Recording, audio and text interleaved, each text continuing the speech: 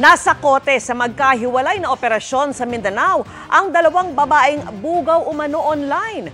Ang kanilang mga biktima, kapatid at iba pang kaanak na pawang menor de edad. Nakatutok si Cyril Chavez ng GMA Regional TV1 Mindanao Exclusive.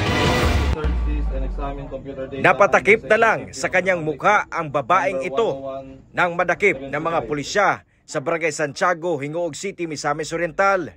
Ayon sa pulisya, ibinubugaw online ng sospek ang mismong kapatid at kaanak na babae na parehong minor de edad sa mga dayuhang customer online.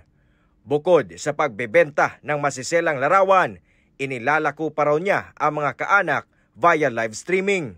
Foreign referral ito, yung mga counterparts natin sa UK, sila yung naka-intercept dito sa mga nude pictures, mga videos nitong mga bata. Itong suspect natin is 3 beses na may nagapunta dito na nakipag-meet up sa kanya, itong mga foreigners na ito.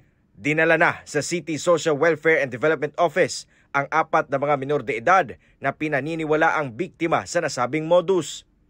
Nasa kustodiya naman ng Hingoog City Police Station ang sospek na sinisikap pa naming makuha ang pahayag. Emosyonal naman habang pinopusasan ng otoridad ang babaeng ito matapos mahuli sa Dipolog City, Zamboanga del Norte. Mga minor de edad na babae sa lugar ang binubugaw nito online. Nasa 6 na minor de edad na babae ang nasagip sa bahay ng sospek na sinisikapan pa natin na makunan ng pahayag. Mahaharap sa asunto ang mga sospek.